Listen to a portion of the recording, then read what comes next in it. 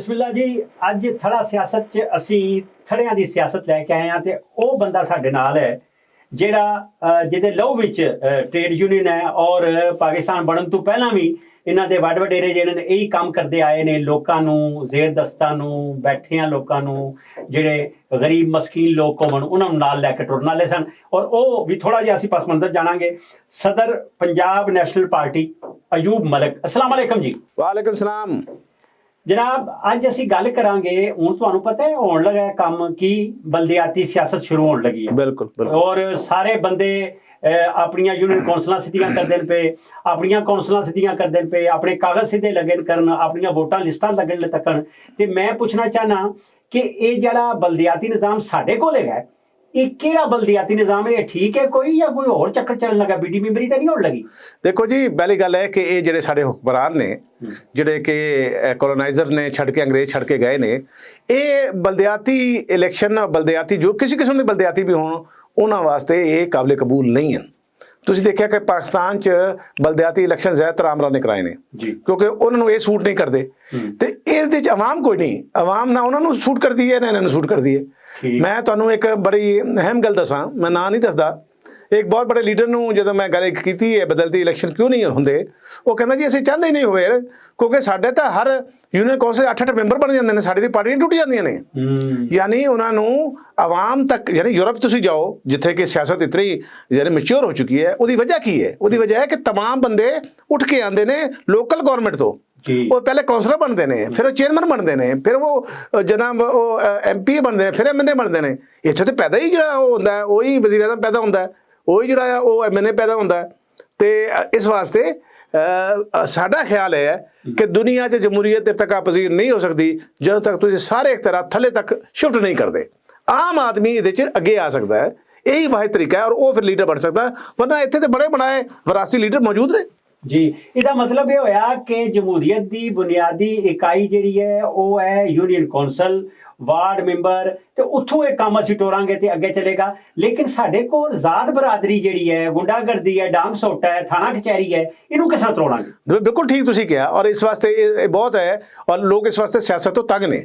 ਲੇਕਿਨ ਗੱਲ ਹੈ ਕਿ ਯਹੀ ਚਿਰਾਗ ਜलेंगे तो रोशनी होगी, ਹੋਰ ਗੱਲ ਕੋਈ ਨਹੀਂ ਹੈਗੀ। ਦੇਖੋ ਜਿਨ੍ਹਾਂ ਮੁਲਕਾਂ 'ਚ ਜਮਹੂਰੀਅਤ ਨੇ ਆਪਣੇ ਜੜ੍ਹਾਂ ਪਾਈਆਂ ਨੇ ਉਹ ਇੱਥੇ ਪਾਈਆਂ ਨੇ।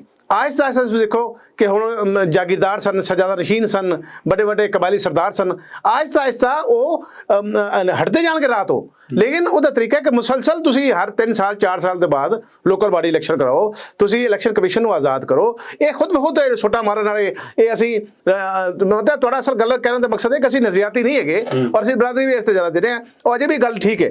ਲੇਕਿਨ ਆਹਿਸਤਾ ਆਹਿਸਤਾ ਤੁਸੀਂ ਇਲੈਕਸ਼ਨ ਹੋਣ ਦਿਓ, ਤੁਸੀਂ ਦੇਖੋਗੇ ਕਿ ਲੋਕ ਜੋ ਹੈ ਉਹ ਨਜ਼ਰੀਆਤੀ ਹੁੰਦੇ ਜਾਣਗੇ। ਦੇਖੋ ਨਵਾਜ਼ ਸ਼ਰੀਫ ਜੈਸਾ ਬੰਦਾ ਜਦੋਂ ਨਜ਼ਰੀਆਤੀ ਹੋ ਸਕਦਾ ਹੈ तो फिर मतलब है कि क्यों कोई नहीं हो सकता नज़रियाती। तुसी सिस्टम ਨੂੰ ਚੱਲਣ ਦਿਓ, ਇਲੈਕਸ਼ਨ ਕਮਿਸ਼ਨ ਨੂੰ ਆਜ਼ਾਦ ਕਰੋ, ਉਹ ਆਜ਼ਾਦੀ ਨਾਲ ਆਪਣਾ ਇਲੈਕਸ਼ਨ ਕਰਾਇਆ ਜਿਸ ਤਰ੍ਹਾਂ ਇੰਡੀਆ 'ਚ ਹੁੰਦਾ ਹੈ। ਉੱਥੇ ਅੱਜ ਤੱਕ ਕਿਸੇ ਇਲੈਕਸ਼ਨ ਨੂੰ ਕਿਸੇ ਨੇ ਹੱਥ ਨਹੀਂ ਚੁੱਕਿਆ, ਕਿਸੇ ਨੇ ਉਹਦੇ ਬਾਰੇ ਬੁਰਾ ਭਲਾ ਨਹੀਂ ਕਿਹਾ। ਜੋ ਵੀ ਇਲੈਕਸ਼ਨ ਹੁੰਦੇ ਸਭ ਕਾਬਲ ਕਬੂਲ ਕਰਦੇ ਜੀ ਅਸੀਂ ਹੈ। ਉੱਥੇ ਵੀ ਤਾਂ ਛੋਟਾ ਹੈ, ਉੱਥੇ ਵੀ ਤਾਂ ਸਭ ਲੋਕ ਮੌਜੂਦ ਹੈ। ਇਹੀ ਕਲਚਰ ਹੈ ਸਾਡੇ ਲੋਕ, ਅਸੀਂ ਲੋਕ ਹੀ ਆ ਗਿਆ ਨਾ। ਅੱਛਾ, ਇਹਦਾ ਮਤਲਬ ਇਹ ਹੋਇਆ ਕਿ ਹੁਣ ਇੱਕ ਨਵੀਂ ਜਿਹੜੀ ਗੱਲ ਚੱਲਦੀ ਹੈ ਵੀ ਮੁਤਨਾਸਬ ਨੁਮਾਇੰਦਗੀ, ਸਦਾਰਤੀ ਨਿਜ਼ਾਮ। ਤੇ ਇਹਦਾ ਮਤਲਬ ਇਹ ਹੋਇਆ ਕਿ ਜਿਨ੍ਹਾਂ ਬੰਦਿਆਂ ਕੋਲ, ਜਿਨ੍ਹਾਂ ਜਮਾਤਾਂ ਕੋਲ ਜਿਤਨੇ ਵੋਟ ਹਨ ਉਹ ਵੋਟ, ਕਿਉਂਕਿ ਉਹ ਕਹਿੰਦੇ ਨੇ ਜੀ ਇਹ ਵੀ ਸਾਰੇ ਬੰਦੇ ਤੇ ਵੋਟ ਹੀ ਲੈ ਕੇ ਆਏ ਨਾ, ਇਹ ਵੀ ਤਾਂ ਨੁਮਾਇੰਦੇ ਹੈਗੇ ਨੇ। ਤੇ ਇਸ ਵੇਲੇ ਜਿਹੜਾ ਸਾਡੇ ਕੋਲ ਇੰਤਖਾਬੀ ਰਿਕਾਰਡ ਹੈਗਾ ਉਹਦੇ ਵਿੱਚ ਤੀਜੀ ਵੱਡੀ ਪਾਰਟੀ ਲਬੈਕ ਵਾਲੀ ਹੈਗੀ ਹੈ। ਇਹ ਜਿਹੜੀ ਮਜ਼ਹਬੀ ਸਿਆਸਤ ਹੈ, ਜਾਗੀਰਦਾਰਾਂ ਦੀ ਸਿਆਸਤ ਹੈ, ਇਹਨੂੰ ਆਮ ਆਦਮੀ ਦੀ ਸਿਆਸਤ 'ਚ ਕਿਸ ਤਰ੍ਹਾਂ ਤਬਦੀਲ ਕਰਾਂਗੇ? ਸਾਡੇ ਕੋਲ ਸਾਰੀਆਂ ਵੱਡੀਆਂ ਪਾਪੂਲਰ ਸਿਆਸੀ ਪਾਰਟੀਆਂ, ਉਹਨਾਂ ਵਿੱਚ ਵਡੇਰੇ ਮੌਜੂਦ ਹਨ, ਮੌਰੂਸੀ ਪਾਰਟੀਆਂ ਮੌਜੂਦ ਹਨ, ਇਹ ਕਿਸ ਤਰ੍ਹਾਂ ਖਤਮ ਕਰਾਂਗੇ? ਇਹ ਬਹੁਤ ਵੱਡਾ ਸਵਾਲ ਹੈ। ਇਹ ਜਵਾਬ ਤਾਂ ਘੰਟੇ ਦਾ ਜਵਾਬ ਹੈ। ਮੈਂ ਹੁਣ ਛੋਟਾ ਜਵਾਬ ਤੁਹਾਨੂੰ ਦੇਣਾ। ਦੇਖੋ ਜੀ, ਪਹਿਲੇ ਤੁਸੀਂ ਸਦਾਰਤੀ ਨਿਜ਼ਾਮ ਦੀ ਗੱਲ ਕੀਤੀ ਹੈ। ਇਹ ਗੱਲ ਨਵਾਜ਼ ਕਰਨਾ ਮੈਂ ਇਮਰਾਨ ਖਾਨ ਕਈ ਵਾਰੀ ਕਰ ਚੁੱਕਿਆ।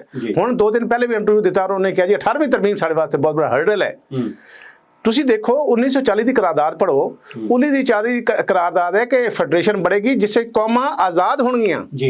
यानी कि फेडरेशन को कितने 4 कौमां रहिंदियां ने, सराइकी तो बहुत 5 कौमां रहिंदियां ने। यानी 1940 ਦੀ करारदाद कहदी है जिस ते पाकिस्तान ਬਣਿਆ है। ਤੁਸੀਂ ਕਹਿੰਦੇ ਹੋ ਝਗੜਾ ਕੀ ਹੈ, ਇਹ ਕਹਿੰਦੇ ਨਹੀਂ ਅਸੀਂ ਕੌਮਾਂ ਨੂੰ ਆਜ਼ਾਦੀ ਨਹੀਂ ਦੇਣੀ, ਅਸੀਂ ਸਟਰੋਂਗ ਸੈਂਟਰ ਕਰਨਾ।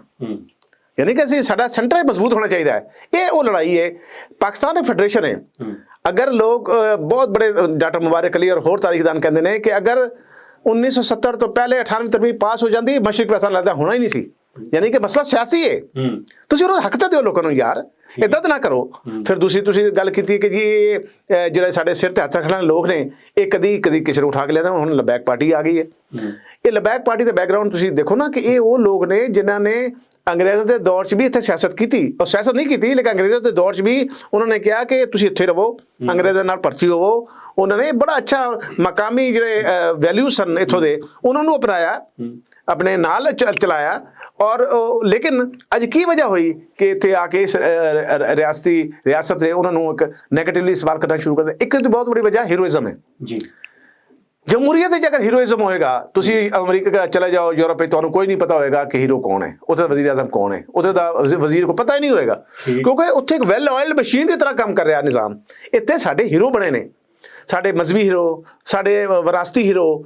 ਅੱਛਾ, ਜਦੋਂ ਹੀਰੋ ਬਣਦਾ ਹੈ, ਉਹਦਾ ਬਾਬਾ ਜੀ ਹੀਰੋ ਬਣਨ ਦਾ ਸਭ ਤੋਂ ਨੁਕਸਾਨ ਸਮਾਜ ਨੂੰ ਇਹ ਹੈ ਕਿ ਹੀਰੋ ਬਣਨ ਦੇ ਨਾਲ ਉਹ ਅਸੂਲਾਂ ਤੋਂ ਪਾਬੰਦ ਨਹੀਂ ਰਹਿੰਦਾ, ਅਸੂਲਾਂ ਨੂੰ ਤਬਾਹ ਕਰ ਦਿੰਦਾ ਹੈ। ਵਰਸ਼ਿਪ ਸ਼ੁਰੂ ਹੋ ਜਾਂਦੀ ਹੈ। ਸਾਨੂੰ ਅੱਗੇ बढ़ाना, ਅੱਗੇ ਜਾਣਾ ਚਾਹੀਦਾ ਹੈ। ਤੇ ਸਦਾਰਤੀ ਨਿਜ਼ਾਮ ਨੂੰ ਖੁਦਾ ਦਾ ਵਾਸਤਾ ਜੇ ਛੱਡੋ, ਸਦਾਰਤੀ ਨਿਜ਼ਾਮ ਆਏਗਾ ਪਾਕਿਸਤਾਨ ਦੇ ਟੁਕੜੇ ਹੋ ਜਾਣਗੇ। ਇਹ ਜੋ ਲੋਕ ਵੀ ਗੱਲ ਕਰ ਰਹੇ ਨੇ, ਇਹ ਮੁਹੱਬੇ ਵਤਨ ਨਹੀਂ ਨੇ, ਇਹ ਆਈਨ ਪਾਕਿਸਤਾਨ ਦੇ ਮੁਖਾਲਿਫ ਨੇ। 18ਵੀਂ ਤਰਮੀਮ ਲੋਕਾਂ ਦੀ ਮਰਜ਼ੀ ਨਾਲ ਹੋਈ ਹੈ। ਇੱਥੇ ਕੌਮਾਂ ਰਹਿੰਦੀਆਂ ਨੇ, ਹਜ਼ਾਰਾਂ ਸਾਲ ਤੋਂ ਰਹਿੰਦੀਆਂ ਨੇ ਭਾਈ। ਪਾਕਿਸਤਾਨ ਦੇ ਬਣੇ 75 ਸਾਲ ਹੋਏ ਨੇ, ਕੌਮਾਂ ਰਹਿੰਦੀਆਂ 5-5 ਸਾਲ ਤੋਂ। ਉਹਨਾਂ ਨੂੰ ਆਪਣੇ ਸੇ ਇੰਟੀਗ੍ਰੇਟ ਕਰੋ। ਇੱਕ ਦੇਖੋ ਨਾ, ਇਹ ਇੱਕ ਗੁਲਸ਼ਨ ਹੈਗਾ ਜਿਹਦੇ ਮੁਖਤਲਿਫ ਫੁੱਲ ਨੇ, ਹਰ ਫੁੱਲ ਦੀ ਆਪਣੀ ਆਪਣੀ ਖੁਸ਼ਬੂ ਹੈ, ਉਹਦਾ ਮਿਲਾ ਕੇ ਗੁਲਦਸਤਾ ਬਣਾਓ ਨਾ। ਜਿਸ ਤਰ੍ਹਾਂ ਕਿ ਦੁਨੀਆ 'ਚ ਹੈ, ਫੈਡਰੇਸ਼ਨ ਦੁਨੀਆ 'ਚ ਮੌਜੂਦ ਨੇ, ਉਹ ਗੁਲਦਸਤਾ ਹੈ। ਉਹਨੂੰ ਤੁਸੀਂ ਇਕੱਠਾ ਰਹਿਣ ਦਾ ਤਰੀਕਾਕਾਰ, ਔਰ ਤਰੀਕਾਕਾਰ ਇਕੱਠਾ ਰਹਿਣ ਦਾ ਕੀ ਹੈ? ਸਿਆਸਤ। ਅੱਛਾ, ਚੰਗਾ ਕੀਤਾ ਤੁਸੀਂ ਇਹ ਗੱਲ ਕੀਤੀ, ਕੌਮਾਂ ਦੀ ਗੱਲ ਕੀਤੀ। ਕੱਲ ਮਾਂ ਬੋਲੀਆਂ ਦਾ ਆਲਮੀ ਦਿਨ ਮਨਾਇਆ ਗਿਆ ਕੱਲ, ਔਰ ਅੱਜ ਅਸੀਂ ਇਹ ਪ੍ਰੋਗਰਾਮ ਕਰਨੇ ਪਏ ਤੇ ਅਗਲੇ ਦਿਨ ਇਹ ਆਨ 에ਅਰ ਵੀ ਹੋਏਗਾ। ਪਾਕਿਸਤਾਨ ਕਸੀਰੁਲ ਕੌਮੀ ਕਸੀਰੁਲ ਲਿਸਾਨੀ ਮੁਲਕ ਹੈਗਾ। ਨੈਸ਼ਨਲ ਪਾਰਟੀ ਬੁਨਿਆਦੀ ਪਾਰਟੀ ਹੈ ਜਿਹੜੀ ਜ਼ੁਬਾਨਾਂ ਤੇ, ਇਕਾਈਆਂ ਤੇ ਔਰ ਇਹਨਾਂ ਜਿਹਦਾਂ ਤੇ ਉਹ ਯਕੀਨ ਰੱਖਦੀ ਹੈ। ਔਰ ਅਸੀਂ ਇਸ ਸਾਰੇ ਮਾਮਲੇ ਨੂੰ ਅੱਗੇ ਲੈ ਕੇ ਚੱਲਨੇ ਆ। ਮਾਂ ਬੋਲੀਆਂ ਜਿਹੜੀਆਂ ਔਰ ਉਹਨਾਂ ਨੂੰ ਅੱਗੇ ਲੈ ਕੇ ਚੱਲਣਾ, ਔਰ ਪਾਕਿਸਤਾਨ ਕੌਮਾਂ ਦਾ ਕੈਦਖਾਨਾ ਹੈ। ਇਹ ਸਾਰਿਆਂ ਨੂੰ ਪਹਿਲਾਂ ਤੁਸੀਂ ਆਖਿਆ ਸੀ, ਇਹਨੂੰ ਕੌਮਾਂ ਦੇ ਕੈਦਖਾਨੇ ਤੋਂ ਕੱਢ ਕੇ ਇਹਨੂੰ ਮੁਰੱਕਾ ਕਿਸ ਤਰ੍ਹਾਂ ਬਣਾਵਾਂਗੇ? ਇਹ ਸਭ ਤੋਂ ਵੱਡਾ ਅੱਜ ਪਾਕਿਸਤਾਨ ਦਾ ਅਗਰ ਸਭ ਤੋਂ ਵੱਡਾ ਸਵਾਲ ਹੈ ਤਾਂ ਇਹੀ ਹੈ ਜਿਹੜਾ ਤੁਸੀਂ ਕੀਤਾ ਕਿ ਗੱਲ ਇਹ ਹੈ ਕਿ ਅਸੀਂ ਮੁਖਤਲਿਫ ਕੌਮਾਂ ਇੱਥੇ ਰਹਿ ਰਹੀਆਂ, ਉਹਨਾਂ ਦੀ ਮੁਖਤਲਿਫ ਜ਼ਬਾਨ ਹੈ, ਉਹਨਾਂ ਦੀ ਮੁਖਤਲਿਫ ਤਹਿਜ਼ੀਬਾਂ ਨੇ, ਉਹਨਾਂ ਕੌਮਾਂ ਦੀ ਅੱਗੇ ਹੋਰ ਜ਼ਬਾਨਾਂ ਨੇ। ਲੇਕਿਨ ਸਿਆਸਤ ਦਾ ਮਕਸਦ ਹੈ ਕਿ ਕਿਸੇ ਤਰੀਕੇ ਨਾਲ ਇਹਨਾਂ ਨੂੰ ਇਕੱਠਾ ਕਰਕੇ ਇੱਕ ਤੁਸੀਂ ਡਾਕੂਮੈਂਟ ਦਿੱਤਾ, ਉਹਦਾ ਨਾਂ ਆਈਨ। ਆਈਨ ਦੇ ਮੁਤਾਬਿਕ ਚਲੋ, ਆਈਨ ਨੂੰ ਲੈ ਕੇ ਤੁਸੀਂ ਅੱਗੇ ਚਲੋ, ਔਰ ਆਈਨ ਦੇ ਮੁਤਾਬਿਕ ਚਲੋਗੇ तो ये मसाइल हल होंगे। लेकिन अगर तुम कहोगे ना मैं एक ही विरोधी हाँ, मैं कह रहा है कि इस पाकिस्तान का मतलब है स्ट्रोंग जो है सेंटर, फिर ये मसले हल नहीं होंगे। और जी गल दूसरी जबान की की है, मैं तो कहना कि जो कौम है जबान के नाल ही कौम होंगी ना, जोग्राफी के नाल कौम होंगी ना। तो अगर तुम उसकी जबान अगे नहीं बढ़ाओ, जैसे पंजाबी जबान है, साडा लिखण का सिलसिला ही तुम मुकाता इत्थों, और कहते असीं ग्लोबलाइज्ड हो गए हैं। भाई अपनी जड़ां नूं तो फड़ के रखो। मां बोली जिहड़ी हुंदी बच्चे नूं, यानी कि साइंस तुसीं पढ़ांदे हो, कई मुल्कां च इंटरमीडिएट तक दूसरी जबान च पढ़न का इख्तियार ही नहीं है, अपनी जबान च पढ़ाओ उन्होंने, ताकि उन्होंने समझ आवे, शऊर आवे। इत्थे रट्टा ला दी जांदा, रट्टा ला के तुसीं ना पास हो जाते हो। जे रट्टा ला के पास होगा तो शऊर किस तरह आएगा? तुसीं वाई नहीं कहते, रट्टू तोते असीं बने फिरे। अपनी जबान च लोगों नूं पढ़दे, खुदा दा वास्ता जी अपने कल्चर पढ़ाओ, बुल्ले शाह नूं पढ़ाओ यार। क्यों नहीं तुसीं निसाब च उहनूं लैके आंदे? की हो गया? लतीफ पढ़ाओ, खटक पढ़ाओ, शाह खान पढ़ाओ, सारे मस्तवकली पढ़ाओ, ये सारे। अच्छा, इहदा मतलब ये होया कि सानूं नवें सिरों अपने मामले नूं मां बोली तहरीक जिहड़ी है उस सतह तक लैके जाना होएगा। ਜਿਹੜੇ ਬੰਦੇ जितने बोलण वाले इत्थे मौजूद हैं उन्हां नूं उन्हां दा हक दिता जाए। पंजाबी जितने नूं अपना हक लैण, सिंधी जितने नूं अपना हक लैण, सराइकी जितने नूं अपना हक लैण, हिंदुओं वाले जितने, गोजरी वाले जितने, सारे ला हदल कियास सारियां जुबानां वाले अपने हिस्से दे मुताबिक अपनी थां लैण। मीडिया विच भी, अखबारां विच भी, इलैक्ट्रॉनिक मीडिया विच भी। इहदा मतलब ये होया कि साडे कोल इक मरोज हुंदा सी। अज सिंध च अगर मां बोली बोली जाती है, सिंधी च सारा काम होंदा है ते उन्हें लहू दिता है। ते पंजाब ऐसा बदनसीब खिता है, वो अपना एक सज्जन जिहड़ा अखबार है वो नहीं चला सकिया।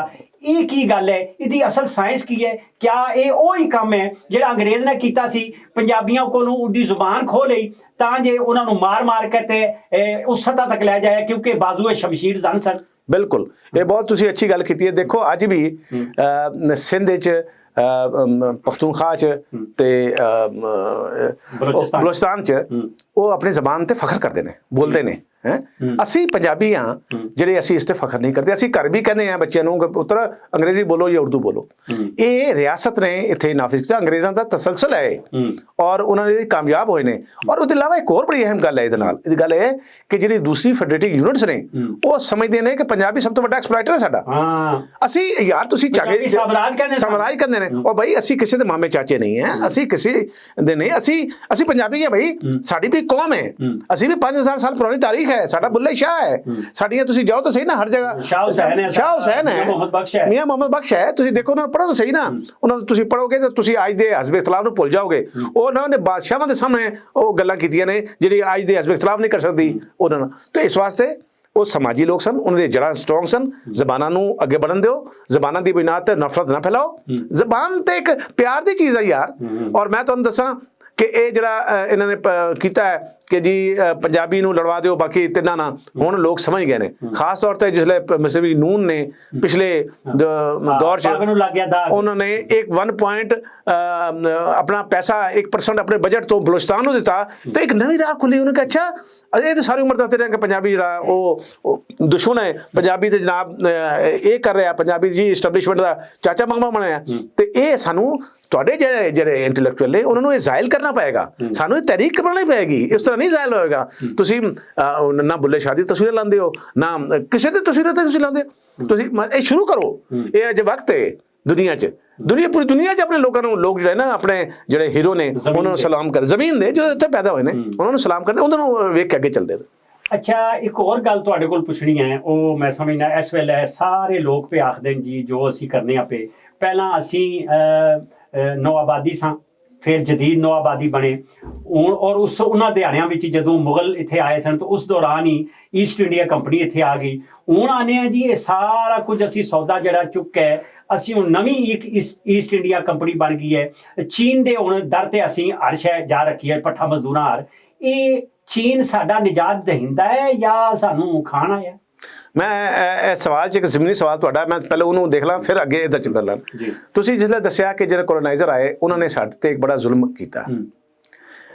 ਇਸ ਹਿੰਦੁਸਤਾਨ ਦੇ ਵਿੱਚ ਕਦੀ ਮੁਸਲਿਮ ਔਰ ਹਿੰਦੂ ਈਸਾਈ ਫਸਾਦਾਤ ਹੋਏ ਹੀ ਨਹੀਂ। 1813 ਤੋਂ ਪਹਿਲੇ ਇਹਨਾਂ ਨੇ ਆਪਣੀ ਲੈਜਿਸਲੇਟਿਵ ਅਸੈਂਬਲੀ ਤੋਂ ਇਹ ਬਿੱਲ ਪਾਸ ਕਰਾਇਆ। ਮਿਸ਼ਨਰੀ ਇੱਥੇ ਆਉਣੇ ਸ਼ੁਰੂ ਹੋਏ, ਈਸਾਈ ਮਿਸ਼ਨਰੀ ਇੱਥੇ ਆਉਣਾ ਸ਼ੁਰੂ ਹੋਏ। ਉਸ ਤੋਂ ਬਾਅਦ ਇੱਥੇ ਨਫ਼ਰਤਾਂ ਪੈਦਾ ਹੋਈਆਂ। ਉਸ ਤੋਂ ਪਹਿਲੇ ਕੋਈ ਨਫ਼ਰਤ ਨਹੀਂ ਸੀ। ਸਿੰਧ ਤਾਂ ਹੁਣ ਵੀ ਕੋਈ ਨਹੀਂ ਹੈ, ਸਿੰਧ ਤਾਂ ਹੁਣ ਵੀ ਸ਼ੀਆ ਸੁਨੀ ਫਸਾਦ ਨਹੀਂ ਹੁੰਦੇ। ਇਹ ਫਸਾਦ ਕਰਕੇ ਸਾਨੂੰ ਹਿੰਦੂ ਦਾ ਫਸਾਦ ਨਹੀਂ ਹੁੰਦਾ, ਹਿੰਦੂ ਉੱਥੇ ਰਹਿੰਦੇ ਨੇ, ਪਿਆਰ ਕਰਦੇ ਨੇ। ਬਲੋਚਿਸਤਾਨ 'ਚ ਨੇ ਸਭ, ਕੋਈ ਕਹਿੰਦਾ ਮੈਂ ਬੁਕਟੀ ਹਾਂ, ਕੋਈ ਕਹਿੰਦਾ ਮੈਂ, ਔਰ ਫਖਰ ਕਰਦੇ ਨੇ ਔਰ ਉਹ ਸਾਰੇ ਪਿਆਰ ਕਰਦੇ ਨੇ ਇੱਕ ਦੂਸਰੇ ਦੇ ਨਾਲ। ਇੱਕ ਨੰਬਰ 1 ਇਹ ਉਹਨਾਂ ਨੇ ਜਿਹੜੀ ਬੀਜ ਬੋਇਆ ਸੀ ਉਹ ਸਾਡੇ ਰਿਆਸਤੀ ਹੁਕਮਰਾਨਾਂ ਨੇ ਉਹਨਾਂ ਨੂੰ ਅੱਗੇ ਵਧਾਇਆ। ਦੂਸਰਾ ਗੱਲ ਤੁਸੀਂ ਚਾਈਨਾ ਦੀ ਗੱਲ ਕੀਤੀ। ਦੇਖੋ ਮੈਂ ਨੋਮ ਚੋਮਸਕੀ ਨਾ, ਮੈਂ ਉਹਦਾ ਸ਼ਾਗਿਰਦ ਹਾਂ, ਮੈਂ ਜਾਣਾ ਉਹਨਾਂ ਕਦੇ ਹਰ ਜਦੋਂ ਵੀ ਜਾਣਾ ਉਹਦਾ ਇੰਟਰਵਿਊ ਕਰਨਾ। ਮੈਂ ਸਵਾਲ ਉਹਦੇ ਕੋਲ ਪੁੱਛਿਆ ਸੀ ਕਿ ਕਿਆ ਚਾइना जो है ये जदीद दौर का ਉਹੀ ਕੋਲੋਨਾਈਜ਼ਰ ਬਣੇਗਾ ਜਿਸ ਤਰ੍ਹਾਂ ਦਾ ਕਿ ਇਹ ਯੂਰਪੀਅਨ ਕੋਲੋਨਾਈਜ਼ਰ ਸਨ? ਉਹਨੇ ਕਹਾ ਨਹੀਂ। ਉਹਨੇ ਕਹਾ ਇਹਦੇ ਕਮਰਸ਼ੀਅਲ ਇੰਟਰਸਟ ਜ਼ਰੂਰ ਨੇ, ਇਹਦੇ ਕਮਰਸ਼ੀਅਲ ਇੰਟਰਸਟ ਨੇ, ਲੇਕਿਨ ਇਹ ਉਹਨਾਂ ਚੋਂ ਨਹੀਂ ਕਿ ਇਲਾਕੇ ਤੇ ਕਬਜ਼ਾ ਕਰੇ, ਲੋਕਾਂ ਨੂੰ ਮਾਰੇ, ਬਿਲकुल नहीं करेगा। ये कमर्शियल इंटरेस्ट जरूर है। देखो अच्छा, कब्जागिरी नहीं, बंदे ने मारना नहीं, पैसे की जरूरत है, कमर्शियल एक्टिविटी की जरूरत है। जो वो कर रहा है मार्केट के जरिए, ट्रेड के जरिए वो अपना तसल्लुत जमाने की जरूर कोशिश करेगा। और उन्हें बहुत सारे इलाके जैसे श्रीलंका तुझे देखा कि एक उन्होंने एक बंदरगाह उत्थे लईए और वो पैसे नहीं दे सके तो अपने को ले लीए। इस तरह कोई होर जगह ने, खास तौर पर जो अफ्रीका कई जगह उन्होंने इस तरह ले लिया। ये ठीक है, लेकिन किसी तौर पर तुसी इनू ਕੋਲੋਨਾਈਜ਼ਰ ਦੇ, ਯੂਰਪੀਅਨ ਕੋਲੋਨਾਈਜ਼ਰ ਦੇ ਨਾਲ ਇਹਨੂੰ ਤੁਸੀਂ ਨਹੀਂ ਮਿਲਾ ਸਕਦੇ। ਤੁਹਾਨੂੰ ਇਹ ਪਤਾ ਹੋਣਾ ਚਾਹੀਦਾ ਕਿ ਅੰਗਰੇਜ਼ਾਂ ਤੋਂ ਆਉਣ ਤੋਂ ਪਹਿਲੇ ਚਾइना ਜਿਹੜਾ ਸੀ ਉਹਦੀ GDP 25% ਆਫ ਦਾ ਵਰਲਡ ਸੀ, 25% ਸੀ ਉਹਦੀ, ਸਾਡੀ ਵੀ 25%। ਇਹਨਾਂ ਕੋਲ ਸ਼ਾਇਦ ਕੋਈ ਨਹੀਂ ਸੀ। ਇਹ ਤੇ ਜਦੋਂ ਪਾਕਿਸਤਾਨ ਹਿੰਦੁਸਤਾਨ ਉਹ ਚਲੇ ਗਏ ਤੇ ਸਾਡੀ GDP 1950 ਚ ਦੋਵਾਂ ਦੀ ਰਲ ਕੇ 4% ਰਹਿ ਗਈ। 50% 25% ਤੋਂ 4%। ਸਾਨੂੰ ਤਾਂ ਇਹਨਾਂ ਨੇ ਬਹੁਤ ਨੁਕਸਾਨ ਪਹੁੰਚਾਇਆ। ਤੇ ਇਹ ਉਸ ਕਿਸਮ ਦੇ ਕੋਲੋਨਾਈਜ਼ਰ ਨਹੀਂ ਹਨ। ਇਹਨਾਂ ਦੇ ਕਮਰਸ਼ੀਅਲ ਇੰਟਰਸਟ ਜ਼ਰੂਰ ਨੇ, ਇਹਨਾਂ ਦੇ ਬਾਰੇ ਕਈ ਹੋਰ ਗੱਲਾਂ ਵੀ ਕੀਤੀਆਂ ਜਾਂਦੀਆਂ ਨੇ, ਲੇਕਿਨ ਸਾਡੇ ਵਾਸਤੇ ਇਸ ਖਿੱਤੇ 'ਚ ਦੇਖੋ ਅਸੀਂ ਡਿਪੈਂਡੈਂਟ ਹਾਂ ਕਿਸੇ ਨਾ ਕਿਸੇ ਦੇ ਜਿਹੜਾ ਇੱਥੇ ਇੰਡਸਟਰੀਲਾਈਜੇਸ਼ਨ ਕਰੇ। ਰੂਸ ਨੇ ਬਹੁਤ ਬੜੇ ਪੈਮਾਨੇ ਤੇ ਇੰਡਸਟਰੀਲਾਈਜੇਸ਼ਨ ਕੀਤੀ ਇੰਡੀਆ ਦੀ, ਮਿਸਰ ਦੀ, इराक दी और बहुत सारे मुल्क ਸਾਡੇ ਨਾਲ ਵੀ ਦੋ ਚਾਰ ਚੀਜ਼ਾਂ ਬਣਾਈ साढ़े में स्टील मिल बनाई बहुत बड़ी चीज की थी सॉरी ਜੀ ਇੱਥੇ ਥੋੜਾ ਸਾਰਾ ਵਕਫਾ ਅਸੀਂ ਲਵਾਂਗੇ ਗੋਇਆ ਅਸੀਂ ਵਧਨੇ ਆ ਪਏ ਕਿ ਇਹ ਜਿਹੜੇ ਚੀਨ ਵਾਲਿਆਂ ਨੂੰ ਆਖਨੇ ਅਸੀਂ ਢੱਕ ਮਕੌੜੇ ਖਾ ਜਾਂਦੇ ਨੇ ਕੋਈ ਸ਼ਹਿਰ ਨਹੀਂ ਛੱਡਦੇ ਇਹ ਖਾਣ ਨਹੀਂ ਆਉਣ ਲੱਗੇ ਇਹ ਕੈਪੀਟਲਿਜ਼ਮ ਨਹੀਂ ਹੈਗੀ ਇਹ ਕਮਿਊਨਿਜ਼ਮ ਦੀ ਜਿਹੜੀ ਮਈਸ਼ਤ ਹੈ ਉਹ ਹੈ ਇਹ ਕੈਪੀਟਲਿਸਟ ਨਹੀਂ ਹੈਗੇ ਜਿਹੜੇ ਮੁਨਾਫੇ ਤੇ ਬੇਸ ਕਰਦੇ ਨੇ ਇੱਥੇ ਲੈਣੇ ਆ ਇੱਕ ਵਕਫਾ ਵਕਫੇ ਤੋਂ ਬਾਅਦ ਅੱਗੇ ਵਧਨੇ ਆ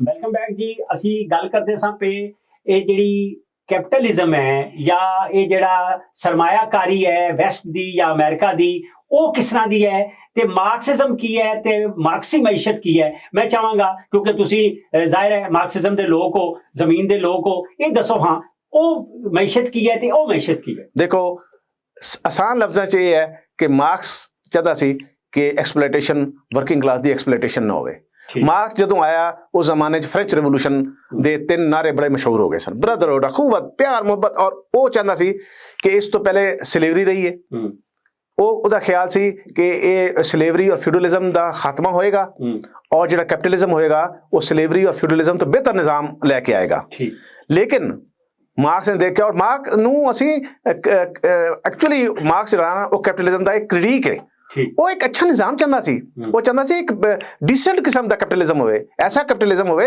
ਜਿਹੜਾ ਸਾਰੇ ਲੋਕਾਂ ਨੂੰ ਨਾਲ ਲੈ ਕੇ ਚਲੇ ਲੇਕਿਨ ਜਿਹੜਾ ਮੌਜੂਦਾ ਕੈਪੀਟਲਿਜ਼ਮ ਹੈ ਜਿਹੜਾ ਅਮਰੀਕਾ ਔਰ ਯੂਰਪ ਖਾਸ ਤੌਰ ਤੇ ਅਮਰੀਕਾ ਜਿਹੜਾ ਬਣਾ ਰਿਹਾ ਉਹ ਤਾਂ 1% ਵਾਸਤੇ ਹੈ ਉੱਤੇ ਤਾਂ 1% ਨੂੰ ਤੁਸੀਂ ਦੇਖਭਾਲ ਕਰਦੇ ਜਾਓ 99% ਜਿਹੜਾ ਨਾ ਉਹ ਨਾਲ ਚੱਲਦਾ ਰਹੇਗਾ ਇਹ ਨਿਜ਼ਾਮ ਨਹੀਂ ਚੱਲੇਗਾ ਸਾਨੂੰ ਇੱਕ ਡੀਸੈਂਟ ਕਿਸਮ ਦਾ ਕੈਪੀਟਲਿਜ਼ਮ ਚਾਹੀਦਾ ਚਾਈਨਾ ਇਸ ਦੇ ਮੁਕਾਬਲੇ 'ਚ ਇੱਕ ਹਾਈਬ੍ਰਿਡ ਨਿਜ਼ਾਮ ਉਹਨੇ ਬਣਾਇਆ ਹੈ ਦੇਖੋ ਨਾ ਉਸਨੇ 40 ਕਰੋੜ ਲੋਕਾਂ ਨੂੰ ਗੁਰਬਤ ਤੋਂ ਕੱਢਿਆ ਯਾਰ ਇਸ ਤੋਂ ਵੱਡਾ ਕੋਈ ਇਨਕਲਾਬ ਦੱਸੋ ਵਿਦਨ 10 years ਕੋਈ ਤੁਸੀਂ ਦੱਸ ਸਕਦੇ ਹੋ ਦੁਨੀਆ ਦੀ ਕੋਈ ਮਿਸਾਲ ਦੇ ਸਕਦੇ ਹੋ ਇਹ ਇੱਕ ਪੂਰਾ ਮੁਹਿੰਮ ਚਲਾਈ ਹੈ ਇਹਨਾਂ ਨੇ ਅਮਰੀਕਾ ਨੇ ਔਰ ਉਹਨਾਂ ਦੇ ਸਾਥੀਆਂ ਨੇ ਕਿ ਇਹਨੂੰ ਚਾਈਨਾ ਨੂੰ ਬਲੇਮ ਕਰਦੇ ਰਹੋ ਉਸ ਤੇ ਮੁਖਤਲਿਫ ਕਿਸਮ ਦੇ ਨਾਰੇ ਮਾਰਦੇ ਰਹੋ ਉਹਨੂੰ ਆਈਸੋਲੇਟ ਕਰੋ ਚਾਈਨਾ ਨੂੰ ਉਹਨਾਂ ਨੇ ਆਈਸੋਲੇਟ ਕੀਤਾ ਚਾਈਨਾ ਜਿਹੜਾ ਨਾ ਹੁਣ ਬਾਹਰ ਨਿਕਲ ਰਿਹਾ ਸੀ ਪੈਕ ਦੇ ਜ਼ਰੀਏ ਵਨ ਮੈਨ ਵਨ ਰੋਡ ਦੇ ਜ਼ਰੀਏ ਉਹ ਰੋਡ ਜ਼ਰੀਏ ਜਾ ਰਿਹਾ ਸਮੁੰਦਰ ਦੇ ਜ਼ਰੀਏ ਨਹੀਂ ਜਾਂਦਾ ਕਿਉਂਕਿ ਸਮੁੰਦਰ ਜ਼ਰੀਏ ਅਮਰੀਕਾ ਬੈਠਾ ਹੈ ਉਹਦੇ ਨਾਲ ਹਿੰਦੁਸਤਾਨ ਬੈਠਾ ਹੈ ਉੱਥੇ ਉਹਨੂੰ ਬੇਜ਼ਾਮ ਮੁਸ਼ਕਲਾਤ ਹੋਣਗੀਆਂ ਤਾਂ ਉਹਨੇ ਆਪਣਾ ਨਵਾਂ ਰਾਹ ਕੱਢਿਆ ਔਰ ਤੁਹਾਨੂੰ ਪਤਾ ਕਿ ਜਿਹੜਾ ਚਾਈਨਾ ਹੈ ਉਹਦਾ ਜਿਹੜਾ ਆਮ ਤੇ ਜਿਹੜਾ ਖਰਚਾ ਹੈ ਉਹ ਅਮਰੀਕਾ ਤੋਂ ਮੁਕਾਬਲੇ ਬਹੁਤ ਘੱਟ ਹੈ ਔਰ ਉਹ ਉਸ ਨੂੰ ਆਪਣੇ ਡਿਵੈਲਪਮੈਂਟ ਤੇ ਲਾ ਰਿਹਾ ਆਪਣੇ ਲੋਕਾਂ ਨੂੰ ਪਾਵਰਟੀ ਤੋਂ ਕੱਢ ਰਿਹਾ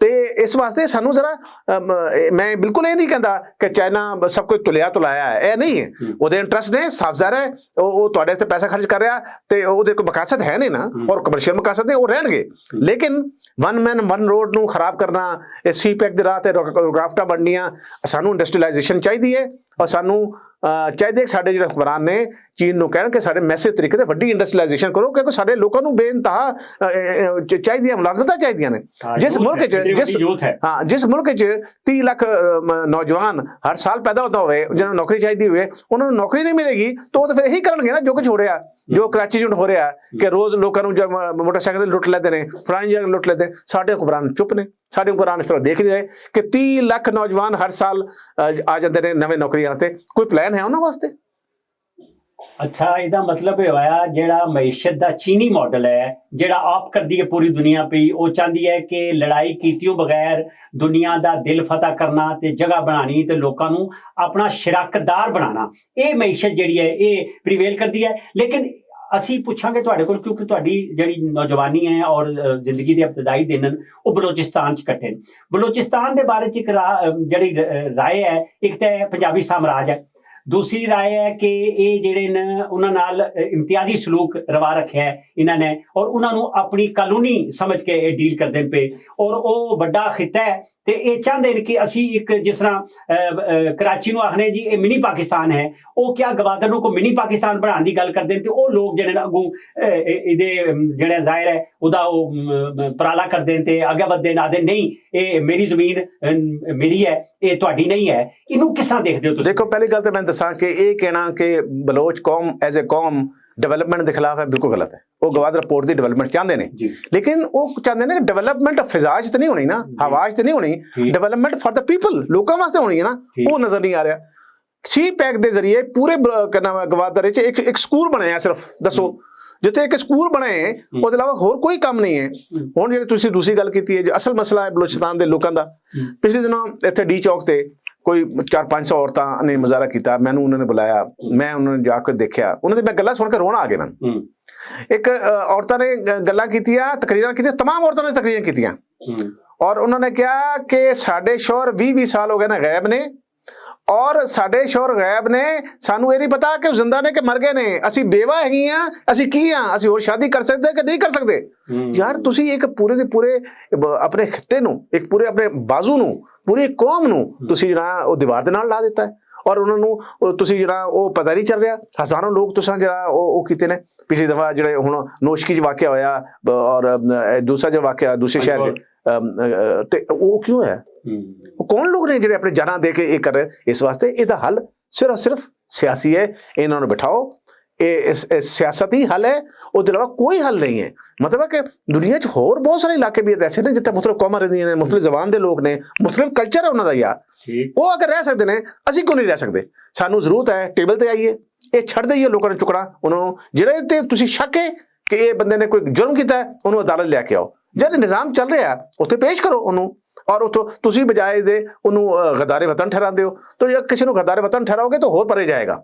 ਇਹ ਨਾ ਕਰੋ, ਇਹਨਾਂ ਨੂੰ ਕਰੀਬ ਲੈ ਕੇ ਆਓ। ਇਹ ਤੁਹਾਡਾ ਇੱਕ ਬਹੁਤ ਬੜਾ ਹੱਥ ਹੈ, ਔਰ ਇਹ ਫੈਡਰੇਸ਼ਨ ਦਾ ਹਿੱਸਾ ਹੈ, ਔਰ ਇਹ ਗੁਲਸ਼ਨ ਦਾ ਇੱਕ ਐਸਾ ਫੁੱਲ ਹੈ ਜਿਹਦੀ ਐਸੀ ਖੂਬਸੂਰਤ ਖੁਸ਼ਬੂ ਹੈ ਕਿ ਅਸੀਂ ਇਹ ਪੂਰੇ ਉਹਨੇ ਮੁਅੱਤਰ ਕੀਤਾ ਹੈ ਇਸ ਚਮਨ ਨੂੰ। ਇਸ ਵਾਸਤੇ ਇਹਨਾਂ ਦੇ ਨਾਲ ਇਹ ਸਲੂਕ ਬੰਦ ਕੀਤਾ ਜਾਏ। ਅੱਛਾ, ਇਹ ਗੱਦਾਰ ਸਾਜ਼ੀ ਤੇ ਜਿਹੜੀਆਂ ਸੰਤਾਂ ਵੰਡਦੇ ਆ, ਇਹ ਜਿਹੜਾ ਇਹ ਕੌਣ ਵੰਡੇਗਾ ਰਿਆਸਤ? ਇਹ ਹੁਣ ਤੁਹਾਨੂੰ ਪਤਾ ਹੈ ਕਿ ਸਾਰੇ ਲੋਕ ਜਿਹੜੇ ਨੇ ਉਹ ਗੁਜਰਾਤ ਤੁਰ ਗਏ, ਗੁਜਰਾਤ ਦੇ ਚੌਧਰੀਆਂ ਕੋਲ ਸਾਰੇ ਟੁਰ ਗਏ। ਤਹਿਰੀਕੇ ਅਦਮ ਇਤਮਾਦ ਦੀ ਗੱਲ ਹੋ ਰਹੀ ਹੈ ਤੇ ਉਹ ਸਾਰੇ ਬੰਦੇ, ਅਪੋਜੀਸ਼ਨ ਵੀ ਜਿਹੜੀ ਉਸ ਤੇ ਆਸ ਲਾ ਕੇ ਬੈਠੀ ਹੈ, ਤੇ ਹਕੂਮਤ ਦਾ ਵੀ ਆਖਰੀ ਉਮੀਦ ਜਿਹੜੀ ਹੈ ਉਹ ਗੁਜਰਾਤ ਦੇ ਚੌਧਰੀ। ਤੇ ਗੁਜਰਾਤ ਦੇ ਚੌਧਰੀਆਂ ਦਾ ਇੱਕ ਬੰਦਾ ਨਫਸੇ ਨਾਤਕ ਹੈ ਜਿਹਦਾ ਨਾਂ ਕਮਲ ਅਲੀ ਆ ਗਿਆ। ਉਹ ਆਦਾ ਜੋ ਰਿਆਸਤ ਕਹੇਗੀ ਹਮ ਉਹ ਕहेंगे। ਰਿਆਸਤ ਕੌਣ ਹੈ ਜੀ? ਕਿਹਨੂੰ ਆਖਨੇ ਅਸੀਂ ਰਿਆਸਤ? ਤੁਸੀਂ ਦੱਸਣਾ ਰਿਆਸਤ। ਮੈਂ ਤੁਹਾਨੂੰ ਬੇਸਿਕਲੀ ਗੱਲ ਦੱਸਾਂ ਕਿ ਇਹ ਜਿਹੜੀ ਜਿਹਨੂੰ ਤੁਸੀਂ ਰਿਆਸਤ ਕਹਿ ਰਹੇ ਹੋ, ਜਾਂ ਕੋਈ ਲੋਕ ਕਹਿੰਦੇ ਨੇ ਸਿਰ ਤੇ ਹੱਥ ਰੱਖਣ ਵਾਲੇ ਲੋਕ, ਕੁਝ ਕਹਿੰਦੇ ਐਗਰੀਕਲਚਰ, ਪਤਾ ਨਹੀਂ ਕੀ ਨਾਂ ਲੈਂਦੇ ਨੇ। ਗੱਲ ਇਹ ਹੈ ਕਿ ਤੁਸੀਂ ਕੌਮ ਦੇ ਵਿੱਚ ਐਸੇ ਲੋਕਾਂ ਨੂੰ ਲੈ ਆਉਂਦੇ ਹੋ ਰਾਤੋਂ ਰਾਤ। ਇਹ ਖੁਦ ਇਹਨਾਂ ਨੇ ਕਿਹਾ, ਮੁਸਲਿਮ ਕਾਫ ਵਾਲੇ ਨੇ ਖੁਦ ਕਿਹਾ ਕਿ ਜੇ ਸਾਡੇ ਬੰਦੇ ਰਾਤੋਂ ਰਾਤ ਦੂਸਰੀ ਪਾਰਟੀ ਸ਼ਾਮਿਲ ਕਰਵਾ ਦਿੱਤੇ ਗਏ, ਠੀਕ ਹੈ, ਔਰ ਹੁਣ ਉਹ ਤੁਸੀਂ ਉਹਨਾਂ ਕੋਲ ਜਾ ਕੇ ਬਹਿ ਰਹੇ ਹੋ, ਹੁਣ ਉਹਨਾਂ ਕੋਲ ਜਾ ਕੇ ਇਹ ਸਿਲਸਿਲਾ ਕਰ ਰਹੇ ਹੋ। ਤਾਂ ਮੇਰਾ ਖਿਆਲ ਇਹ ਹੈ ਕਿ ਇਸ ਜਮਹੂਰੀ ਨਿਜ਼ਾਮ ਨੂੰ ਚੱਲਣ ਦਿਓ ਆਪਣੇ ਪੈਰਾਂ ਤੇ, ਤੇ ਉਹਦਾ ਇਰਤਕਾ ਹੋਏਗਾ ਸਿਆਸਤਦਾਨਾਂ ਦਾ ਵੀ, ਔਰ ਸਿਆਸਤਦਾਨ ਜਦੋਂ ਇਰਤਕਾ ਪਜ਼ੀਰ ਹੋਣਗੇ ਹੁਣ ਤਾਂ ਹੀ ਡਿਲੀਵਰ ਕਰਨਗੇ। ਨਵਾਜ਼ ਸ਼ਰੀਫ ਅੱਜ ਤੋਂ ਪਹਿਲੇ ਜਿਸਲੇ ਆਇਆ ਸੀ ਤੇ ਉਸ ਵੇਲੇ ਤੇ ਇਤਨਾ ਇਰਤਕਾ ਪਜ਼ੀਰ ਨਹੀਂ ਸੀ ਨਾ, ਹੁਣ ਉਹ ਖੜਾ ਹੋ ਗਿਆ। ਔਰ ਸਾਡੇ ਮੁਖਤਲਿਫ ਜਿਹੜੇ ਬਿਜ਼ਨਸ ਸਾਹਿਬ ਸਨ ਬੜੇ, ਉਹ ਕਹਿੰਦੇ ਸਨ ਕਿ ਜਿਸ ਦਿਨ ਪੰਜਾਬ ਦਾ ਕੋਈ ਬੰਦਾ ਐਸਟੈਬਲਿਸ਼ਮੈਂਟ ਦੇ ਖਿਲਾਫ ਖੜਾ ਹੋਏਗਾ ਤਾਂ ਤਬਦੀਲੀ ਆਏਗੀ। ਔਰ ਅਸੀਂ ਔਰ ਤੁਸੀਂ ਸਾਰੇ ਸਮਝਦੇ ਹਾਂ ਇਸ ਤੇ ਕੋਈ ਸਾਨੂੰ ਦੋ ਰਾਏ ਨਹੀਂ ਹਨ ਕਿ ਸਿਆਸਤ ਜਿਹੜਾ ਉਹ ਸਭ ਤੋਂ ਵੱਡਾ ਸਮਾਜੀ ਮੁਹਰਕ ਹੈ। ਇਸ ਤੋਂ ਵੱਡਾ ਕੋਈ ਸਮਾਜੀ ਮੁਹਰਕ ਹੈ ਹੀ ਨਹੀਂ। ਤਾਂ ਤੁਸੀਂ ਸਿਆਸਤ ਨੂੰ ਪਲੀਤ ਨਾ ਕਰੋ, ਇਹਨੂੰ ਖਰਾਬ ਨਾ ਕਰੋ, ਕਿਉਂਕਿ ਅੱਜ ਆਮ ਆਦਮੀ ਨੂੰ ਕਦੇ ਮੁਤਨਫਰ ਨਾ ਹੋ ਜਾਏ ਸਿਆਸਤ ਤੋਂ, ਕਿਉਂਕਿ ਮੁਤਨਫਰ ਹੁੰਦਾ ਜਾ ਰਿਹਾ ਹੈ। ਔਰ ਉਹ ਮੁਤਨਫਰ ਕਰਾਉਣ ਵਾਲੇ ਲੋਕ ਨੇ। ਤੁਸੀਂ ਦੇਖੋ ਨਾ, ਤੁਸੀਂ ਮੁਸਲਿਮ ਕਿਉਂ ਬਣਾ ਦਿੰਦੇ ਹੋ, ਤੁਸੀਂ ਬਾਪ ਪਾਰਟੀ ਬਣਾ ਦਿੰਦੇ ਹੋ, ਤੁਸੀਂ ਮੁਸਲਿਮ ਕਨਵੈਨਸ਼ਨ ਬਣਾ ਦਿੰਦੇ ਹੋ, ਜਦੋਂ ਆਉਂਦਾ ਤੁਸੀਂ ਕੋਈ ਪਾਰਟੀ ਬਣਾ ਦਿੰਦੇ ਹੋ। ਜਿਸ ਤਰ੍ਹਾਂ ਕਿ ਘਰ ਦੀ ਗੱਲ, ਇਹ ਮੈਨੂਫੈਕਚਰਿੰਗ ਕਰਨੀ ਬੰਦ ਕੀਤੀ ਜਾਏ, ਲੋਕਾਂ ਨੂੰ ਖੁਦ ਆਪਣੇ ਲੀਡਰਾਂ ਨੂੰ ਮੁੰਤਖਬ ਕਰਨੇ, ਖੁਦ ਪਾਰਟੀ ਬਣਾਉਣ ਦੇਣ, ਉਹ ਅੱਗੇ बढ़ेगी, इरतका होएगा। दुनिया जिस तरह इरतका होया, साड़ी कोई कमी नहीं हो रही। सानू सिर्फ सिर ते हथ रखना, लोगों तो जान छुड़ानी है, उन्होंने समझाना है। वो भी मतलब है कि समझ साढ़े लोग ने ना, उन्होंने समझाना है कि यार तुम्हारा काम नहीं। एक किसी कोई मरीज पिया है तो मरीज दा ऑपरेशन जो है वो सर्जन ही करेगा, बाबा जी तो ठीक होएगा ना। अगर उधर कोई ऑपरेशन अगर नहीं करेगा, कसाई करेगा, तो इस वक्त पाकिस्तान के जो तुसीं सवालात कीते ने, उहदा सिर्फ और सिर्फ ये है कि भाई खुदा दा वास्ता जे ਇਹ ਜਿਹੜਾ ਇੱਕ ਮਰੀਜ਼ ਪਿਆ ਹੈ, ਇਹਦਾ ਇਲਾਜ ਇੱਕ ਸਰਜਨ ਨੂੰ, ਮਾਹਿਰ ਸਰਜਨ ਨੂੰ ਕਰਨ ਦਿਓ। ਔਰ ਇਹ ਨਾ ਹੋਵੇ ਤੁਸੀਂ ਚੁੱਕ ਕੇ ਤੁਸੀਂ ਇੱਕ ਕ੍ਰਿਕਟਰ ਨੂੰ ਚੁੱਕ ਕੇ ਲੈ ਆਉਂਦੇ ਹੋ, ਕਹਿੰਦੇ ਜੀ ਉਹਨੇ 92 ਦਾ ਵਰਲਡ ਕੱਪ ਜਿਤਾਇਆ। ਭਾਈ ਕ੍ਰਿਕਟ ਹੋਰ ਚੀਜ਼ ਹੈ, ਕ੍ਰਿਕਟ ਵੀ ਉਹ ਡਿਕਟੇਟਰ ਸੀ, ਰਮੀਜ਼ ਰਾਜਾ ਤੇ ਇੰਟਰਵਿਊ ਹੈ, ਉਹ ਕਹਿੰਦਾ ਜਦੋਂ ਇਹ ਕਪਤਾਨ ਸੀ, ਉਸਦਾ ਬੋਰਡ ਦਾ ਚੇਅਰਮੈਨ ਵੀ ਇਹ ਸੀ, ਸਿਲੈਕਟਰ ਵੀ ਇਹ ਸੀ, ਕਪਤਾਨ ਵੀ ਇਹ ਸੀ, ਸਭ ਕੁਝ ਇਹ ਸੀ। ਤੇ ਜਿਹੜਾ ਬੰਦਾ ਇਸ ਕਿਸਮ ਦੀ ਗੱਲਾਂ ਕਰਦਾ, ਉਹਨੇ ਸਿਆਸਤ ਆਮਰਾਨਾ ਸੋਚ ਹਾਮਿਲ ਹੋਵੇ, ਤੁਸੀਂ ਉਹਨੂੰ ਚੁੱਕ ਕੇ ਲੈ ਆਓ। ਹੁਣ ਤਾਂ ਹਰ ਬੰਦਾ ਕਹਿ ਰਿਹਾ ਕਿ ਉਹ ਇਹੀ ਲੈ ਕੇ ਆਏ ਨੇ, ਤਾਂ ਭਾਈ ਇਹ ਛੱਡ ਦਿਓ। ਹੁਣ ਉਹਨਾਂ ਦੀ ਆਪਸ ਵਿੱਚ ਝਗੜਾ ਸ਼ੁਰੂ ਹੋ ਗਿਆ, ਔਰ ਹੁਣ ਲੋਕ ਇਹ ਵੀ ਕਹਿ ਰਹੇ ਨੇ ਕਿ ਜੀ ਪੀਡੀਐਮ ਸ਼ਾਇਦ ਉਹਨਾਂ ਦੇ ਇਸ਼ਾਰੇ ਤੇ ਕਰ ਰਹੀ ਹੈ, ਇਹ ਗਲਤ ਹੈ। ਅੱਛਾ, ਮੋਹਸਨ ਬੇਗ ਦੀ ਜਿਹੜੀ ਲੜਾਈ ਹੈ ਉਹ ਦਰਅਸਲ ਬਨੀ ਗਾਲਾ ਤੇ ਪਿੰਡੀ ਦੀ ਲੜਾਈ ਹੈ, ਬਾਜਵਾ ਔਰ ਇਮਰਾਨ ਖਾਨ ਦੀ ਲੜਾਈ ਹੈ। ਮੇਰਾ ਖਿਆਲ ਹੈ ਕਿ ਬੇਸਿਕਲੀ ਤੁਸੀਂ ਬਿਲਕੁਲ ਠੀਕ ਕਹਿ ਰਹੇ ਹੋ। ਜੋ ਆ ਰਹੇ ਨੇ ਇਸ਼ਾਰੇ ਉਸ ਤੋਂ ਇਹੀ ਲੱਗ ਰਿਹਾ ਕਿ ਇਹ ਦੋਵੇਂ ਭਰਾ ਜਿਹੜੇ ਇਕੱਠੇ ਰਲ ਕੇ ਚੱਲਦੇ ਰਹੇ ਨੇ 3-3.5 ਸਾਲ, ਹੁਣ ਇਹ ਆਪਸ ਵਿੱਚ ਲੜਨ ਲੱਗ ਪਏ ਨੇ। ਲੇਕਿਨ ਕੋਈ ਵੀ ਗੱਲ ਹੋਏ, ਪਹਿਲੀ ਗੱਲ ਤਾਂ ਮੈਂ ਇਹ ਗੱਲ ਮੰਨਣਾ ਕਿ ਜਿਹੜੀ ਗੁਫ਼ਤਗੂ ਹੋਈ ਸੀ ਉਹ ਵੀ ਸ਼ਾਇਸਤਾ ਨਹੀਂ ਸੀ। ਗੁਫ਼ਤਗੂ ਸ਼ਾਇਸਤਾ ਲਹਿਜੇ 'ਚ ਹੋਣੀ ਚਾਹੀਦੀ ਹੈ ਇੱਕ ਸਾਫੀ ਨੂੰ। ਲੇਕਿਨ ਇਹ ਕੋਈ ਕੰਮ ਨਹੀਂ ਕਿ ਤੁਸੀਂ FIR ਦੇ ਜ਼ਰੀਏ ਉਹਨੂੰ ਚੁਕਵਾ ਦਿਓ, ਉਹਨੂੰ ਮਾਰੋ ਔਰ ਫਿਰ ਉਹਨੂੰ ਕੁੱਟੋ। ਇਹ ਤਾਂ ਫਿਰ ਮਤਲਬ ਹੈ ਕਿ ਇਹ ਤਾਂ ਕਿਸੇ ਕਿਸਮ ਦਾ ਇੱਕ ਮੁਹੱਜ਼ਮ ਮਾਸ਼ਰਾ ਨਹੀਂ ਰਹੇਗਾ ਨਾ। ਕਿਉਂਕਿ ਕਾਇਦੇ ਆਜ਼ਮ ਨੇ ਇੱਕ ਗੱਲ ਕਹੀ ਸੀ, ਉਹਨੇ ਕਿਹਾ ਜੀ ਰਿਆਸਤ ਦਾ ਸਭ ਤੋਂ ਵੱਡਾ ਕੰਮ ਹੈ ਸੇਫਟੀ ਆਫ ਦਾ ਪੀਪਲ। ਅਗਰ ਸੇਫਟੀ ਆਫ ਦਾ ਪੀਪਲ ਨਹੀਂ ਹੈ ਤਾਂ ਕੁਝ ਨਹੀਂ ਹੋ ਸਕਦਾ। ਫਿਰ ਤੁਸੀਂ ਪਹਿਲੇ ਗੱਲ ਕੀਤੀ ਸੀ ਛੋਟੀ ਜਿਹੀ, ਮੈਂ ਤਾਂ ਉਹ ਭੁੱਲ ਜਾਵਾਂਗਾ ਕਿ ਉਹ ਇਸਲਾਹਾਤ ਕਰੀਏ ਨੇ ਜਿਸ ਤਰ੍ਹਾਂ ਕਿ ਰਿਆਸਤ ਕਬਜ਼ਾ ਕਰ ਲੈਂਦੀ ਹੈ। ਤੁਸੀਂ ਕਿਹਾ ਦੇਖੋ 2 ਕੌਮੀ ਨਜ਼ਰੀਏ ਦੇ ਇਸਲਾਹਾਤ ਤੇ ਕਬਜ਼ਾ ਕੀਤਾ। ਫਿਰ ਸੈਕੂਲਰਿਜ਼ਮ ਇੱਕ ਹਮ ਮਜ਼ਹਬੀ ਹੈ, ਇਹਨੂੰ ਕਹਿ ਦਿੱਤਾ ਕਿ ਨਹੀਂ ਇਹ ਤੇ एथिज्म है, ਇਹ ਤੇ ਲੋਕ ਮਜ਼ਹਬ ਨੂੰ ਮੰਨਣ ਵਾਲੇ ਨਹੀਂ ਹਨ। ऐसा नहीं है। सेकुलरिज्म मतलब है कि किसी इंडिविजुअल मजहब नहीं कि रियासत और लोगों के दरमियान एक ऐसा रिश्ता बनेगा जिससे आदमी का जो मजहब है खुदा के नाल उसका ताल्लुक है, रियासत नाल कोई ताल्लुक नहीं होगा। खुदा का जवाबदेह है। मैं किसी भी मजहब में ताल्लुक रखना, मैं किसी भी फिरके नाल ताल्लुक रखना, मैं किसी नाल इबादत करना, मैं कदे इबादत करना, ਉਹ ਮੈਂ ਉੱਥੇ ਜਾਣਗੇ, ਉੱਥੇ ਜਾ ਕੇ ਦੱਸਾਂਗੇ, ਹਿੰਦੂ ਵੀ ਦੱਸੇਗਾ, ਅਸੀਂ ਵੀ ਦੱਸਾਂਗੇ, ਸਾਰੇ ਦੱਸਾਂਗੇ, ਉੱਥੇ ਜਵਾਬ ਦੇ ਹੋਣਗੇ, ਉੱਥੇ ਪਤਾ ਲੱਗ ਜਾਏਗਾ ਕੌਣ ਠੀਕ ਹੈ ਕੌਣ ਗਲਤ ਹੈ। ਸਾਨੂੰ ਇਹ ਇੱਥੇ ਸਕੋਰ ਸੈਟਲ ਨਹੀਂ ਕਰਨਾ ਚਾਹੀਦਾ ਕਿਸੇ ਦਾ। ਸਿਆਸਤ ਨੂੰ ਇਸ ਤੋਂ ਅਲੱਗ ਕਰਨਾ ਚਾਹੀਦਾ। ਇੱਕ ਸੈਕੂਲਰ ਸਿਆਸਤ ਜਿਸ ਤਰ੍ਹਾਂ ਯੂਰਪ 'ਚ ਹੋ ਰਹੀ ਹੈ, ਯੂਰਪ 'ਚ ਵੀ ਇਹ ਹੋਇਆ ਹੈ ਬਾਬਾ ਜੀ ਕਿ 1600 ਚਰਚ ਦਾ ਰੌਲਾ 18 ਤੋਂ ਲੈ ਕੇ 1648 ਤੱਕ 30 ਸਾਲ ਦੀ ਉੱਥੇ ਵਾਰ ਹੋਈ ਹੈ। ਔਰ ਉਹ ਵੀ ਪ੍ਰੋਟੈਸਟੈਂਟ ਔਰ ਕੈਥੋਲਿਕ ਉਹਨਾਂ ਦੇ 2 ਫਿਰਕੇ ਸਨ।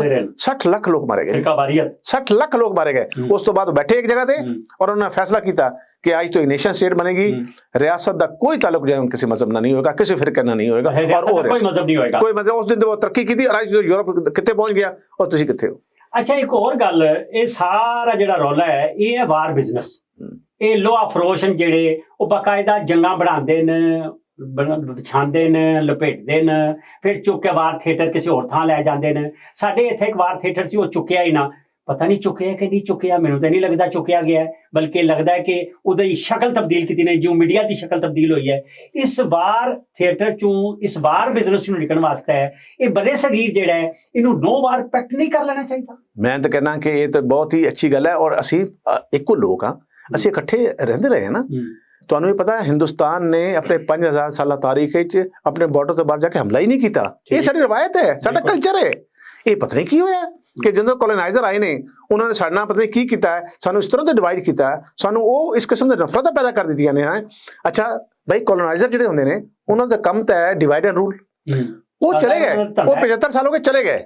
ਹੁਣ ਇਹ ਕੰਮ ਸਾਡਾ ਸੀ ਨਾ ਕਿ ਅਸੀਂ ਜਿਹੜੇ ਸਿਆਸਤਦਾਨ ਸਾਂ, ਸਾਡੇ ਜਿਹੜੇ ਹੁਕਮਰਾਨ ਸਨ, ਇਹ ਮਿਲ ਕੇ ਬਹਿ ਕੇ ਜਿਹੜੇ ਕੋਲੋਨਾਈਜ਼ਰ ਦੇ ਜਿਹੜੇ ਤਰੀਕਾਕਾਰ ਸੀ ਉਹ ਖਤਮ ਕੀਤਾ ਜਾਂਦਾ। ਉਹਨਾਂ ਬਗੜੀ ਜ਼ਗੀਰਦਾਰੀਆਂ ਖਤਮ ਕੀਤੀਆਂ ਨੇ ਇੰਡੀਆ ਵਾਲਿਆਂ। ਇੰਡੀਆ ਨੇ ਤਾਂ ਭਾਈ ਉਹਦਾ ਇੰਟਰਵਿਊ ਹੈ ਨਹਿਰੂ ਜੀ ਦਾ, ਉਹਦੇ ਕੋਲ ਇੰਟਰਵਿਊ ਕਿਹਾ ਕਿ ਤੁਸੀਂ ਤੇ ਇੱਕ ਬੜੇ ਸੋਸ਼ਲਿਸਟ ਵੀ ਸੀਗੇ, ਤੁਸੀਂ ਪਾਕਿਸਤਾਨ ਬਣਨ 'ਚ ਹਿੰਮਤ ਕਿਉਂ ਕੀਤੀ? ਉਹਨਾਂ ਦੀ ਅਫਜ਼ਾਈ ਨਹੀਂ ਸੀ ਕਰਨੀ ਚਾਹੀਦੀ। ਤਾਂ ਉਹਨਾਂ ਨੇ ਕਿਹਾ ਕਿ ਮੈਂ ਬਿਲਕੁਲ ਨਹੀਂ ਸੀ ਚੈੱਕ ਕਰਨਾ ਚਾਹੁੰਦਾ, ਲੇਕਿਨ ਮੈਨੂੰ ਇਹ ਵੀ ਪਤਾ ਸੀ ਕਿ ਅਗਰ ਜਾਗੀਰਦਾਰੀ ਦਾ ਖਾਤਮਾ ਨਾ ਹੋਇਆ ਤਾਂ ਅਸੀਂ ਹਿੰਦੁਸਤਾਨ 'ਚ ਇੱਕ ਕਦਮ ਵੀ ਅੱਗੇ ਨਹੀਂ ਚੱਲ ਸਕਦੇ। ਮੈਂ ਇਸ ਵਾਸਤੇ ਕੜਵਾ ਕੋਟ ਪੀ ਲਿਆ ਕਿਉਂਕਿ ਮੁਸਲਿਮ ਲੀਗ ਦੀ ਕਿਆਦਤ ਜਿਹੜੀ ਨਾ ਉਹ ਜਾਗੀਰਦਾਰੀ ਖਤਮ ਕਰਨ ਦਾ ਤਿਆਰ ਨਹੀਂ ਸਨ, ਬਿਲਕੁਲ ਤਿਆਰ ਨਹੀਂ ਸਨ। ਮੈਂ ਇਸ ਵਾਸਤੇ ਕੜਵਾ ਕੋਟ ਪੀਟਾ। ਸਾਡੇ ਉਹ ਤਾਂ ਉਹੀ ਐਕਸਟੈਂਸ਼ਨ ਚਲੀ ਆ ਰਹੀ ਹੈ ਕੋਲੋਨਾਈਜ਼ਰ ਦੀ। ਉਹੀ ਅੱਜ ਵੀ ਦੇਖ ਲਓ तमाम सियासी पार्टियां भी इसी तरह, तमाम जो ना कबायली सरदार तबीर और जो और असूल तो वड्डे, तमाम असूल तो वड्डे, असूल तो उन्होंने सामने चीज़ ही कोई नहीं। आइन का ना जरूर लेंदे ने लेकिन आइन तो वड्डे तमाम लोग, चाहे वो सिर ते हथ रखने वाले होण या सिर ते हथ रखना ना होण, सब इस करने जा रहा है। ये अज दे दानिशवरां दा काम है। देखो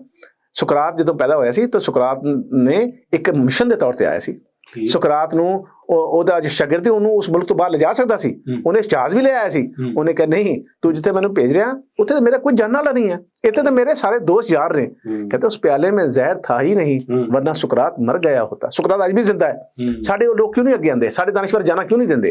वो क्यों नहीं कहते कि आओ भाई इन्हों तो लड़ाई करिए, इस निज़ाम नूं बेहतर करिए, आने वाले औलाद वास्ते बेहतर करिए, आने वाली कौमां वास्ते बेहतर करिए, ताकि असी एक बेहतरीन गुलदस्ते के तौर पर रह सकीए, अगे बढ़ सकीए। अच्छा आखिर ते मैं तुहाडे नाल एक सिर्फ निक्की जी गल करना चाहना कि ये जिहड़ी मोरूसी सियासत है, अब्बा ते फिर उहदा पुत्तर ते फिर उहदा पोतरा ते फिर उहदा दोहतरा, ये किस तरह ठीक होएगा? देखिए इस तरह ही ठीक होएगा कि वर्किंग क्लास दी पार्टियां अगे आना पएगी और ये बड़ा मुश्किल है क्योंकि हुण सियासत बेइंतहा पैसा इन्वॉल्व है। हुण वड्डियां पार्टियां तुसीं सारे देख लो तमाम राष्ट्रीय पार्टियां ने बेइंतहा महंगे ने। हुण ते लोकल बाडी दे ਅਸੀਂ ਹੁਣ ਲੋਕਲ ਬਾਡੀ ਦੇ ਕਰ ਰਹੇ ਤੁਸੀਂ ਦੇਖੋ ਕਿ ਜੀ ਪਹਿਲੇ ਐਮਐਨਏ ਦੀ ਫੀਸ ਹੁੰਦੀ ਸੀ 4000 ਤੇ ਐਮਪੀ ਦੇ 2000 ਹੁਣ ਐਮਐਨਏ ਤੇ 40000 ਹੋ ਗਈ ਹੈ ਐਮਪੀ ਦੇ 30000 ਹੁਣ ਜਿਹੜੇ ਯੂਨੀਅਨ ਕੌਂਸਲ ਦੇ ਚੇਅਰਮੈਨ ਤੇ 15000 ਤੁਸੀਂ ਦੱਸੋ ਇੱਕ ਯੂਨੀਅਨ ਕੌਂਸਲ ਦੇ ਚੇਅਰਮੈਨ ਔਰ ਉਹਦੇ 7 ਬੰਦੇ ਨਾਲ ਹੋਣਗੇ ਉਹਨਾਂ ਦੇ 10-10000 2 ਲੱਖ 3 ਲੱਖ ਤਾਂ ਤੁਹਾਨੂੰ ਖਾਲੀ ਫੀਸ ਦਾ ਪੈ ਗਿਆ। ਸਾਡੀ ਜੀ ਆਮ ਜੀ ਪਾਰਟੀ ਜਿਹੜੇ ਆਮ ਲੋਕਾਂ ਦੀ ਪਾਰਟੀ ਹੈ ਅਸੀਂ ਕਿੱਥੋਂ ਲੈ ਕੇ ਆਵਾਂਗੇ ਯਾਰ ਕਿ ਪੰਜਾਬ 'ਚ 5000 ਯੂਨੀਅਨ ਕੌਂਸਲਾਂ ਨੇ ये तो अरबा चला गया मामला और रियासत भी इसका ख्याल नहीं करती। मैं एक पटिशन की थी चीफ जस्टिस अगे और वो एक उन्होंने अपनी एक उन्होंने सी कि जी सुप्रीम कोर्ट का एक फैसला सी वर्कर पार्टी दे ओदे कि जी ऐसा कोई अखराजात जो आम आदमी की वसत तो बाहर होए नहीं लाना चाहिए। मैं गया सी मैं कहा जी तुहाडी अपनी रूलिंग है ये हुण तुसीं 40000 रुपए कर दिता है मैंने फीस इस अमल दरामद कराओ। तो उन्होंने कहा साकिब निसार साहब उन्हें टाइम भी थोड़े देंदे सन वो कहते जी फिर असीं जिहड़ा ना ये इलैक्शन कमीशन किस तरह चलाएगा। और मैंने पता लगा कि लोगों ने ये भी किया कि जो लोग 40,000 रुपए नहीं दे सकते वो इलेक्शन ही क्यों करते हैं वो सियासत ही क्यों करते हैं। फिर तुम कहते हो जी विरासती सियासत खत्म किस तरह विरासती सियासत तां खत्म हो गई जो दानिश्वर तबका पढ़ा लिखा तबका मुहक्किक अगे आएंगे जो हकीकत है समाज की वो बयान करेंगे दसणगे लोगों को उन्होंने कायल करेंगे ਤਾਂ ਹੀ ਅੱਗੇ बढ़ सकता वरना ये नहीं बढ़ सकता। वो मैं ਤੁਹਾਨੂੰ आखिरी च ਉਹਦਾ फैद और शेर सुना देना कि हाँ जहाँ के जिया की हमको भी तशवीश है लेकिन क्या कीजिए हर राज उधर को जाती है मकतल से गुजर कर जाती है। मकतल से गुजर सानू अपने तो उत्ते होना पएगा ਆਪਣੇ ਕੱਲ ਵਾਸਤੇ ਆਪਣੇ ਔਲਾਦ ਦੀ ਵਾਸਤੇ। ਅੱਛਾ ਜਿਹੜੇ 2 ਪੈਸੇ ਨਹੀਂ ਲਾ ਸਕਦੇ ਉਹਨਾਂ ਨੂੰ ਕਿਹੜੀ ਲੋੜ ਹੈ ਪੰਗਾ ਲੈਣ ਦੀ। ਅੱਲਾ ਬੇਲੀ ਥੜਾ ਸਿਆਸਤ 'ਚ ਅੱਜ ਸਾਡੇ ਨਾਲ ਮੌਜੂਦ ਸਨ ਨੈਸ਼ਨਲ ਪਾਰਟੀ ਪੰਜਾਬ ਦੇ ਸਦਰ ਅਯੂਬ ਮਲਕ ਦਾਨਿਸ਼ਵਰ ਤੇ ਕਾਲਮ ਨਿਗਾਰ ਅੱਲਾ ਬੇਲੀ।